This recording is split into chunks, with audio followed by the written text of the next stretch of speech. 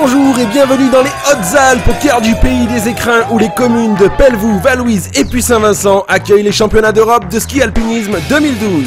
Pendant une semaine, les meilleurs Européens vont s'affronter sur différentes épreuves, sprint, relais, vertical race et bien sûr l'épreuve reine, la course individuelle. Mais tout de suite, la course par équipe.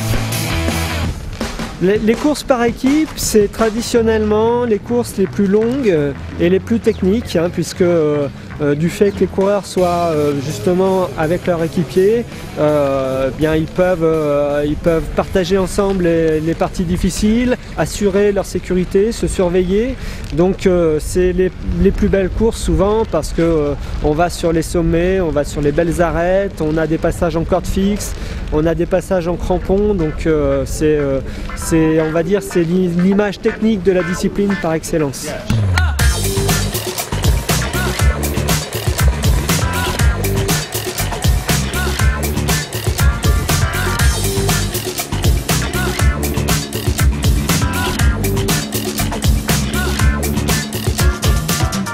Alors le parcours part de la station de 1800 avec une partie au départ sur piste pour éviter une zone protégée par l'environnement. Concernant, c'est une zone de coque. De là, on fait une première descente sur le vallon de Narirou. Et justement, au sommet du vallon, ce sont les Italiens Manfred Reitschegger et Lorenzo Ortnecht qui arrivent les premiers. Derrière, les équipes françaises, suisses et espagnoles sont au coude à coude et essaient de limiter l'écart.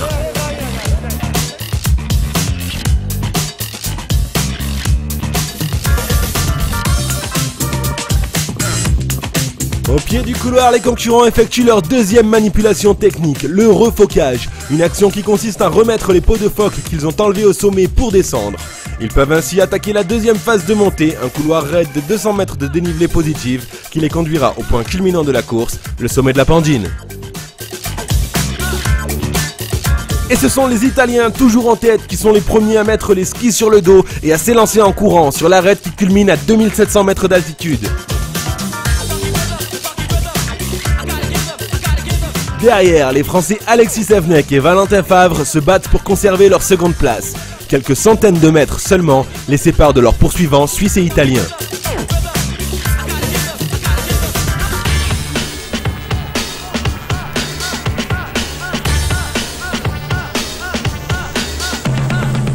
Et alors que les Italiens attaquent la descente avec une avance confortable, les équipes suivantes sont encore sur la crête, ski sur le dos.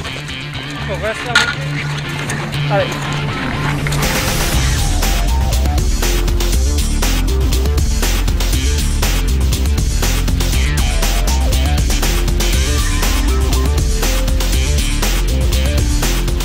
L'équipe féminine composée des Espagnols Mireia Miró et Gemma Aroribo est la première à arriver au sommet du col du Bal.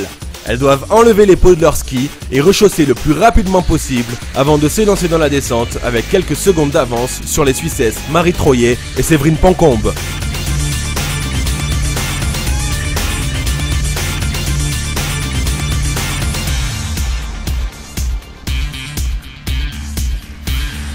En ski alpinisme, les manipulations techniques occupent une place essentielle. Avec la fatigue et le manque de lucidité de fin de course, elles deviennent de plus en plus difficiles à réaliser et peuvent faire perdre un temps précieux.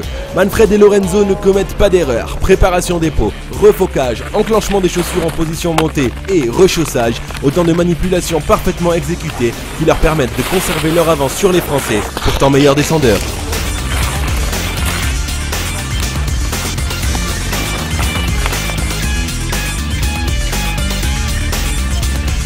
Mireia et Gemma arrivent à leur tour à la zone de refocage. Leur avance a fondu et l'habileté des Suissesses dans les manipulations techniques leur a permis de repartir à la lutte. Tout va se jouer dans la dernière montée. À partir de là, les femmes comme les hommes remontent. Il y a une portion, à un moment, les femmes vont bifurquer sur la droite pour attaquer après une descente. Les hommes, eux, vont se retrouver sur une dernière partie technique qui est un couloir un peu étroit avec un peu de glace, donc avec crampons et longe obligatoires. Très beau parcours, les concurrents étaient très contents et à partir du sommet de cette zone, ils attaquent la descente finale jusqu'au village de Valouise par l'ancienne piste alpin de Puy-Saint-Vincent.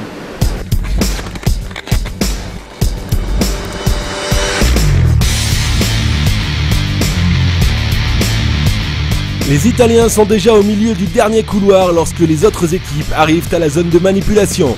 Il faut déchausser, mettre les skis sur le dos, enfiler les crampons et se longer à la ligne de vie. La seconde place se jouera sauf surprise entre les deux équipes françaises ayant distancé les Suisses dans la dernière montée.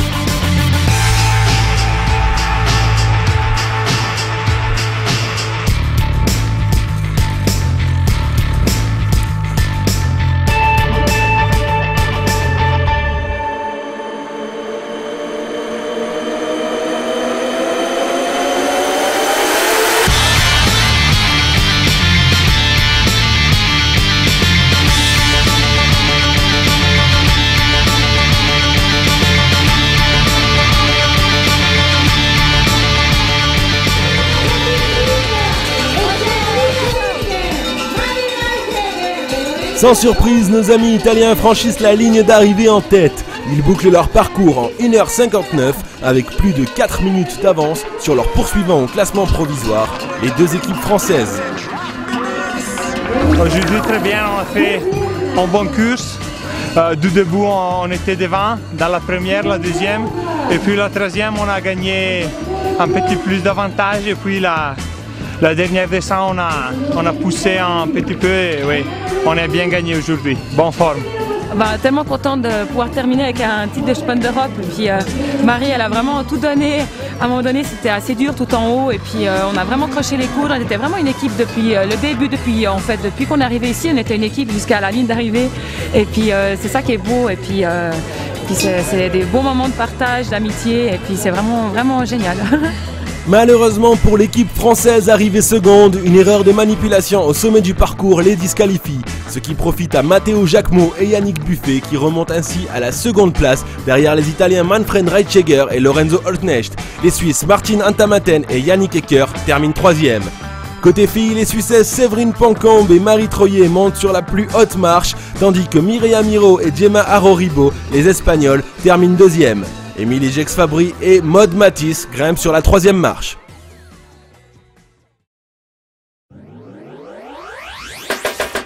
Pour le deuxième jour de course, changement de décor, nous avons rendez-vous à la station de Pelvoux où se déroule l'épreuve des sprints.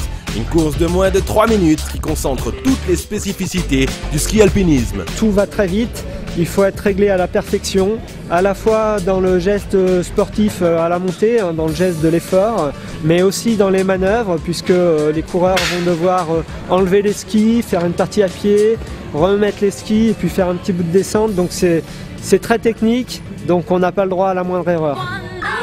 Les qualifications se font de manière individuelle. Les athlètes ayant obtenu les meilleurs temps accèdent au quart de finale. Le parcours propose un départ peu raide, favorisant les qualités de vitesse pure. Puis vient la partie technique, un enchaînement de conversions dans une partie beaucoup plus raide sur de la neige plus dure. Au sommet de cette partie, première manipulation, il faut déchausser les skis, les mettre sur le dos et gravir une centaine de mètres en courant dans une pente très raide.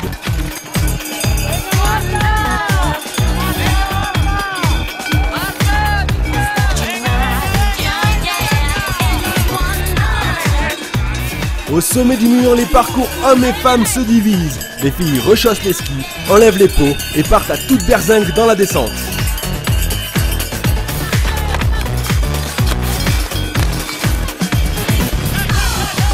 De leur côté, les hommes ont une dernière montée à gravir à ski avant de s'élancer dans la descente. Une section moins raide, mais qui à ce moment-là de la course nécessite de gros efforts physiques et mentaux, tant les ressources ont été amenuisées par l'intensité du début de course.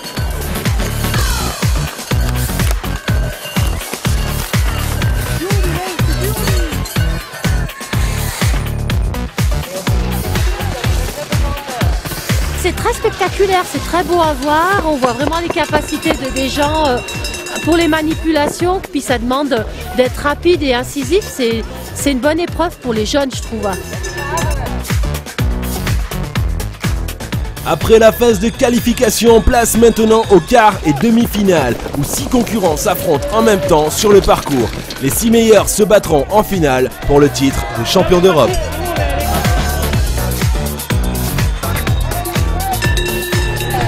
Moi je pense pense en sprint, il faut être vraiment fort dans la tête, ça se joue beaucoup dans la tête, il faut avoir la tronche et puis surtout il faut gérer la pression parce que c'est une longue journée, ça dure presque 4 heures et puis il ne faut pas faire de bêtises, quoi. Après, il y a beaucoup de techniques, les changements, il faut vraiment rester concentré. Puis je pense qu'il y a un troisième point un petit peu, il faut quand même être un peu puissant et puis ouais, vraiment puissant, appuyer sur les bras. Et je pense que moi j'ai un gabarit qui m'avantage pour ce genre d'épreuve aussi.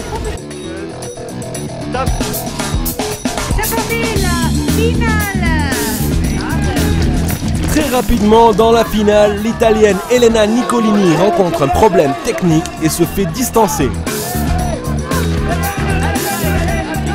À l'avant, la lutte est acharnée. C'est la Suissesse Mireille Richard qui repart la première avant de se faire rattraper et doubler dans la montée par sa compatriote Séverine Poncombe, vainqueur la veille.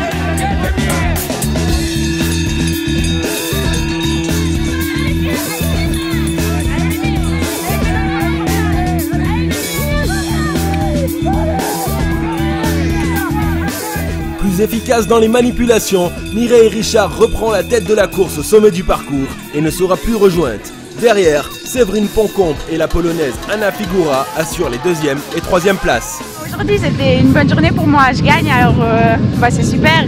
Et puis bon, jusqu'en finale on n'est jamais sûr de ce qui va se passer et puis j'ai fait 2 bonnes séries de qualification mais ça se joue à pas grand chose et puis à la finale les jambes étaient là et puis j'ai fait des bons changements et puis voilà quoi. Alors ça a bien fonctionné. Côté homme, l'Italien Roberto Antonelli et l'Allemand Josef Rothmoser sont confrontés à pas moins de 4 représentants suisses en finale.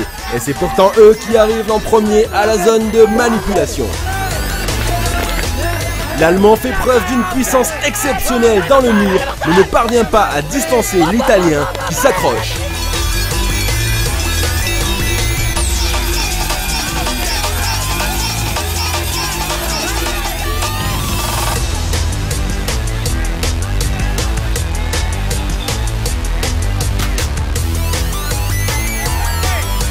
Les 2 hommes sont au coude à coude et dans la montée finale, Roberto Antonelli parvient même à doubler Josef Rothmoser qui sur un sursaut d'orgueil reprendra sa première place avant d'entamer la descente avec quelques secondes d'avance.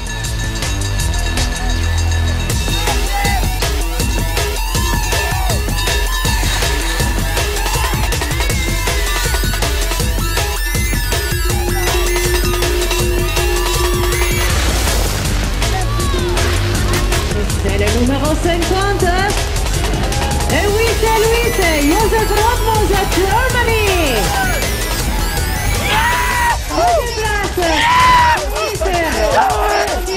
It's an incredible feeling to be a European champion. It's incredible for me. It was a really hard competition. You have to run four times 3 minutes and on 200 pulls. That's very strong.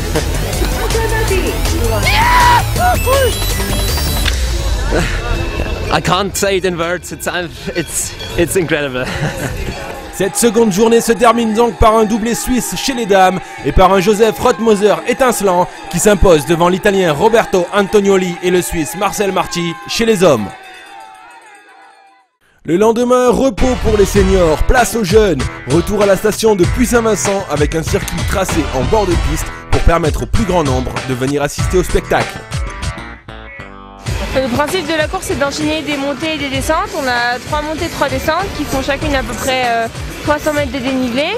Et en haut de la dernière montée, on finit par un petit portage. Et puis on redescend, passer l'arrivée juste ici. Pour l'instant c'est chaud et on va prendre une départ dans 3 quarts d'heure pour nous. Et puis on verra bien après. On espère que ça va bien se passer.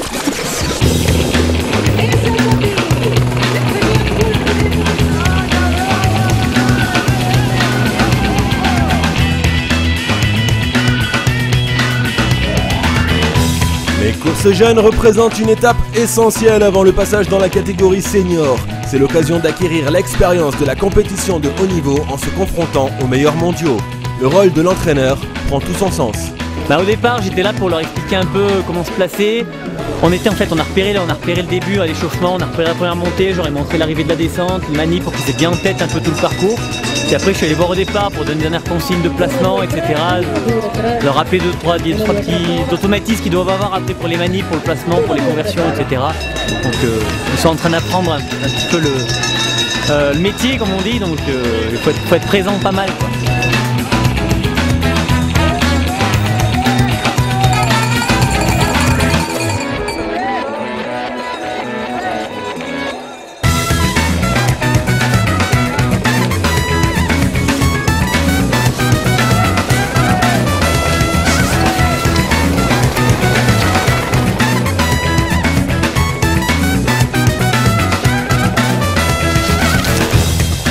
Ces courses sont aussi l'occasion de déceler de nouveaux talents et le jeune allemand Anton Palzer en est l'exemple parfait.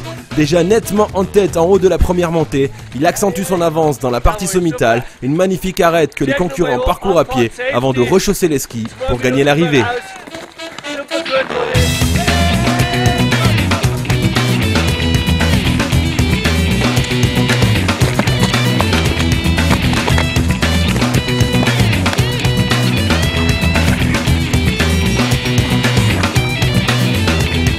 À l'arrière, la course se fait plus dure et les plus jeunes subissent la difficulté du parcours. Mais malgré l'intensité d'un effort auquel ils ne sont que peu habitués, cela leur permet de faire leur gamme pour le futur et surtout d'avoir une vision précise de ce qui les attend la saison prochaine.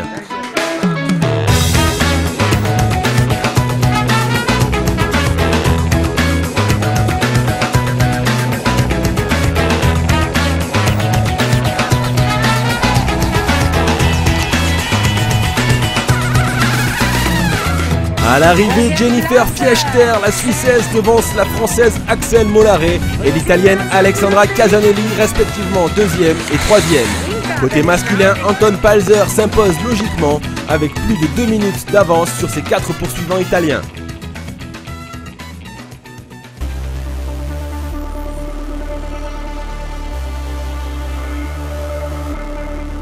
Quatrième jour de compétition, les athlètes sont au départ de l'épreuve la plus prestigieuse de ces championnats d'Europe, la course individuelle.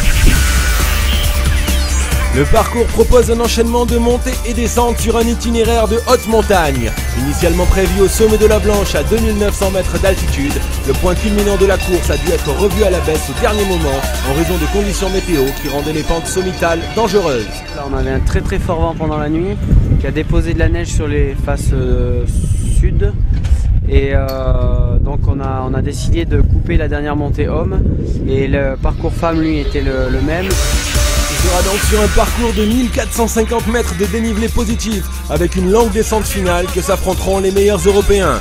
Et la proportion importante de dénivelé négatif offrira certainement une belle carte à jouer aux bons descendeurs. Côté femmes, le parcours sera quasiment identique. Avec Mireia, on est parti devant. On n'est pas parti très vite, mais quand même avec un bon rythme, on a tout de suite fait le trou avec le reste du peloton.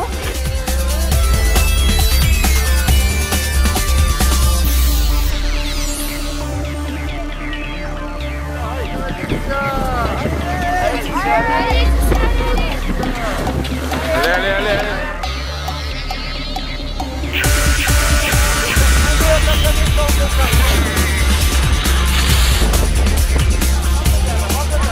Si chez les femmes, la victoire semble se jouer entre Laetitia Roux et l'Espagnole Mireia Miró, chez les hommes, les prétendants sont nombreux.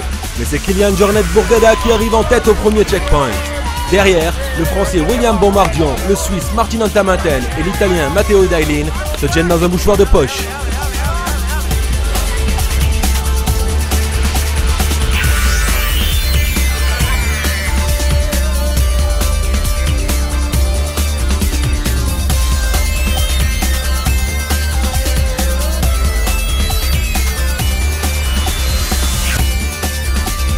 Après une descente technique et piégeuse, les coureurs repartent sur la partie la plus longue. Une montée de 300 mètres suivie d'un couloir très raide qu'il faut franchir à pied, ski sur le dos, avant une longue traversée sur une crête. En plus de difficultés physiques, les coureurs doivent affronter des conditions de haute montagne, à savoir un vent violent et une visibilité réduite. Les traces étaient vraiment mauvaises avec le vent, avec la neige fraîche, donc c'était vraiment difficile d'accrocher, il fallait vraiment faire attention à comment on posait les pieds, tout ça. J'ai pu relâcher un petit peu dans la deuxième montée parce que j'avais quand même pas mal d'écart, alors je pensais déjà un peu à la course de demain. J'ai pu relâcher, respirer un peu mieux parce que je sentais quand même sur la première montée que j'avais quand même un petit peu le stress. Dans cette partie très physique du parcours, Kylian profite de ses qualités en montée, intensifie son effort et tente de creuser l'écart sur ses adversaires. Il rejoint le peloton des filles parti 15 minutes plus tôt et s'élance sur l'arête avec quelques secondes d'avance sur William Bombardion, encore dans le couloir.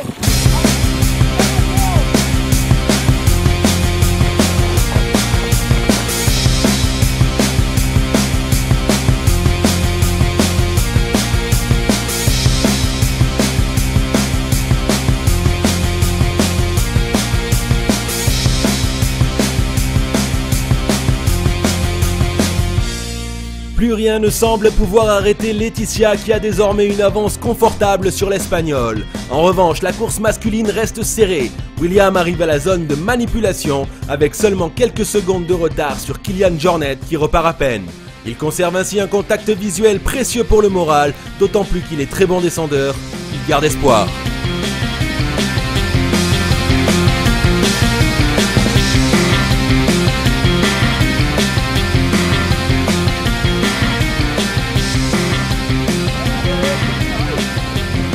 Laetitia déroule tranquillement dans la dernière montée et compte plus de 2 minutes d'avance au sommet. J'ai pu vraiment y aller tranquillement sur les descentes et prendre aucun risque parce que ça va pareil, c'était très piégeux à cause du vent, ça fait un peu une neige très tassée qui est piégeuse, du coup j'ai vraiment pris aucun risque à la descente et ça c'est bien aussi parce que quand on est au taquet, les descentes ça peut coûter cher aussi.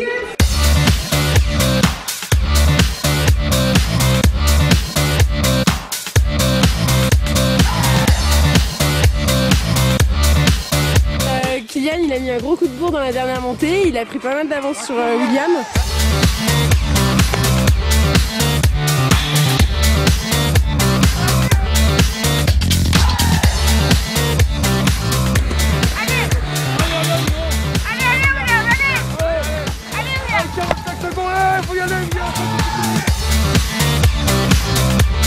Kylian est tout près du titre de champion d'Europe. Il ne perd pas de temps et descend à toute allure. Il allait vite, mais pas assez vite par rapport à William qu'on a vu débouler et qu'il l'a repris plus bas dans le vallon. Là, on l'a vu qu'il doublait, donc maintenant, s'il tombe pas, normalement, il gagne.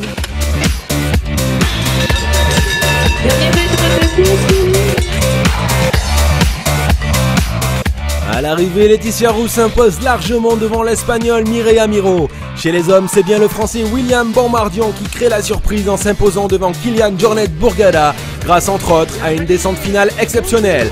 Le Suisse Martin Antamaten termine 3e.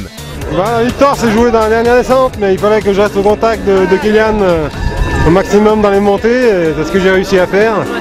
Et je savais que dans la dernière grande descente, il y avait possibilité de faire un gros coup, et puis ça a joué pour aujourd'hui. Pas de temps de perdu, il faut se préparer pour la course de demain. Direction la salle de massage pour un soin de détente et de récupération avec les autres membres de l'équipe. L'occasion de décompresser un peu et de partager de bons moments. C'est grâce à moi en fait, parce que je l'ai économisé à la course par équipe, je lui dirais garde des forces pour l'individuel. Donc tu vois, ça a payé. Je réaliserai peut-être plus quand je serai rentré à la maison. Là, on est le dernier championnat, c'est une course de fête, et demain il y en a une autre. On réalisera peut-être plus une fois à la maison. Après ce repos bien mérité mais de courte durée, une nouvelle épreuve attend les concurrents, la Vertical Race de Pelvoux. Mais avant le départ, il faut préparer son matériel avec soin et attention, tant il est important qu'une défaillance matérielle ne vienne pas perturber la performance physique. Le format très court et explosif de cette course sollicite l'organisme de manière très intensive dès le départ, tant sur le plan cardiaque que musculaire. Pour la Vertical Race, l'échauffement est donc primordial, d'autant plus que nous arrivons en fin de semaine et que les coureurs ont déjà 4 courses dans les jambes.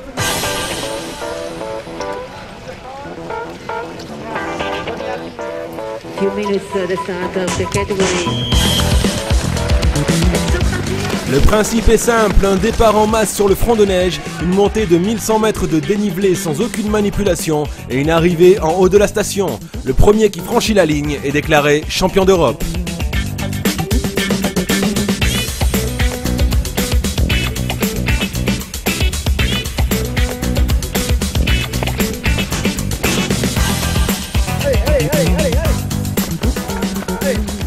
Quand on voit le rythme des premiers, on se demande comment ils font, quoi. Surtout un Kylian Jornet qui fait deuxième hier, puis il gagne aujourd'hui. Enfin, je crois qu'il gagne parce que je ne sais pas le résultat final, mais ici il est en tête facilement. Très belle course, super.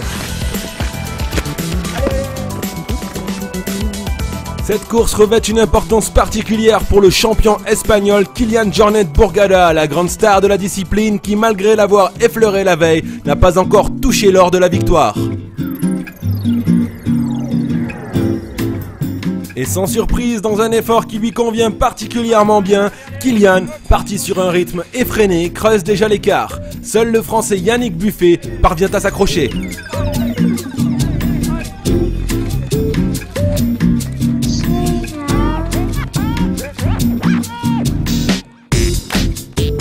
Mais nous arrivons dans la partie la plus raide et la plus technique, une longue pente avec un léger dévers qui demande un effort de tous les instants pour maintenir l'accroche des skis sur la neige. La supériorité de Kylian se confirme à ce moment-là, il creuse l'écart avec son poursuivant direct et s'envole, seul, vers la victoire.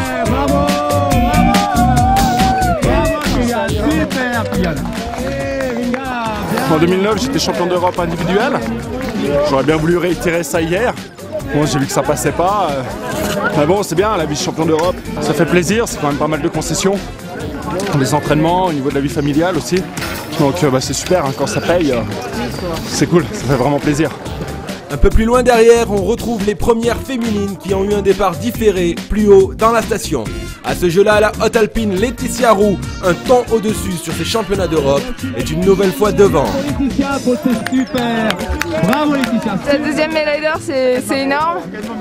Pour être franche, cette année, j'avais vraiment de grandes ambitions et j'étais vraiment déterminée. Mon objectif, c'était de faire le carton plein et de faire sprint Andy vertical. Là, je fais Andy vertical, c'est énorme.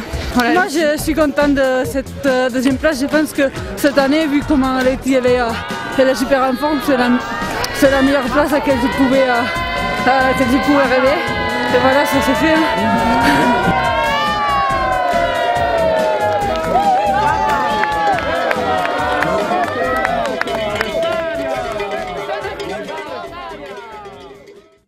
Dernier jour de course et c'est la station de Puy-Saint-Vincent qui accueille à cette occasion l'épreuve du relais. Les courses jeunes et féminines se disputent à 3 coureurs, la course senior homme à 4 coureurs.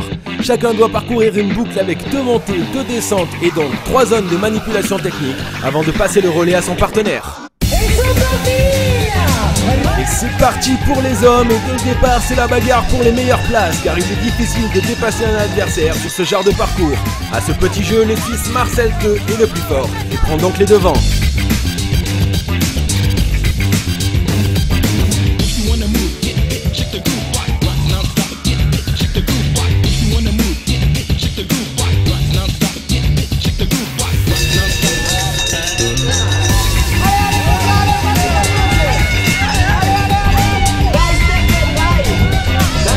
Derrière, le plus explosif des Français, Alexis Sevenek, lutte comme un acharné pour essayer de réduire l'écart.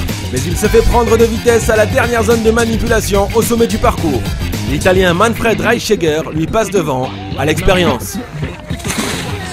Henning Robinson, la Suisse qui part de Marcel Teux. Et puis c'est la France. Chez les dames, la Suissesse Séverine Poncombe sort en tête de la forêt après la première descente. Derrière, la Polonaise Anna Tibor et l'Italienne Martina Valmasoy sont au coude à coude. Mais c'est la Polonaise qui reprend la tête de course lors de la seconde montée.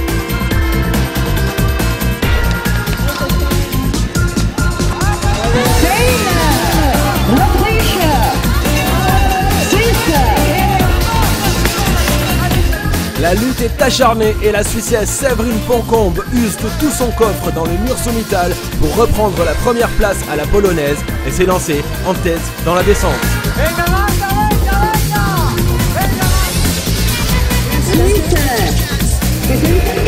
Suisse, Italie, Pologne, voici le classement du premier tour féminin. Derrière, les Espagnols devancent de quelques secondes les Françaises qui partiront dernières. Généralement, on préfère faire partir le meilleur des coureurs à la fin pour rattraper un éventuel retard. Et un coureur très explosif sur les départs, qui est capable de faire la différence, de prendre vraiment un bon départ. Et puis après, les consignes pour les coureurs, c'est clair que c'est faire des manipulations très rapides, vraiment appliquées, parce que la montée est très courte, la descente est très courte, donc les écarts sont surtout sur les manips.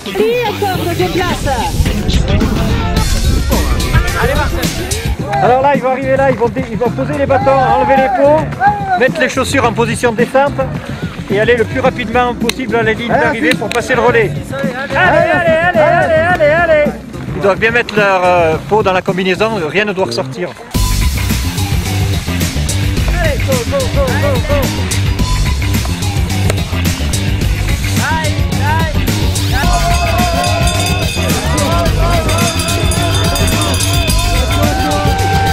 Et c'est le Suisse Alan Tissière qui arrive le premier devant Valentin Favre et Damiano Lendi.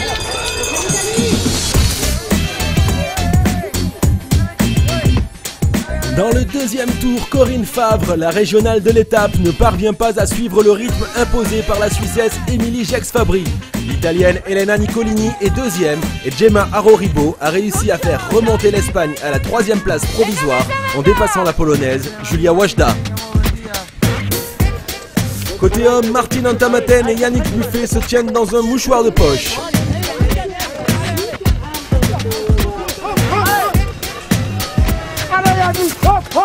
Mais il semble que le Suisse ait toujours une petite longueur d'avance dans l'exécution des manipulations, tandis que l'Italie de Matteo Edeilin conforte sa place de troisième devant l'Espagne.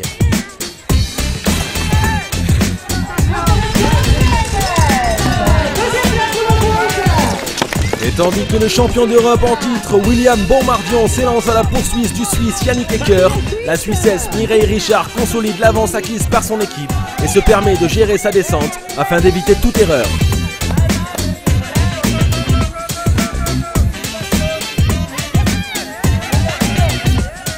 Elle termine logiquement première et permet à son équipe de grimper sur le toit de l'Europe.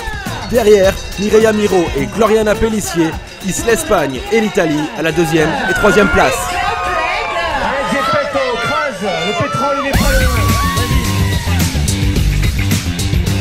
C'est le dernier tour pour les hommes et le Suisse Yannick Ecker parvient à conserver l'avance de son équipe devant un William Bonmardion déchaîné qui lui a déjà creusé l'écart avec son poursuivant italien Roberto Antonelli.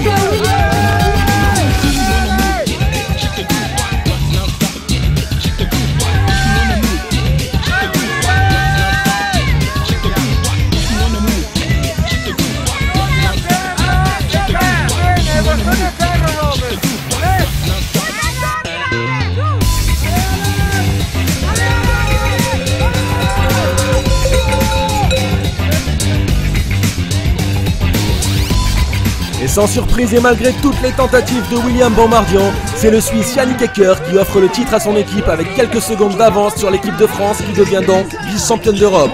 L'Italie, elle, se classe troisième. Au classement général, c'est la France qui décroche l'or de ces championnats d'Europe. L'Italie et la Suisse complètent le podium. Merci de nous avoir suivis et rendez-vous en février 2013 pour les championnats du monde au pays des écrins.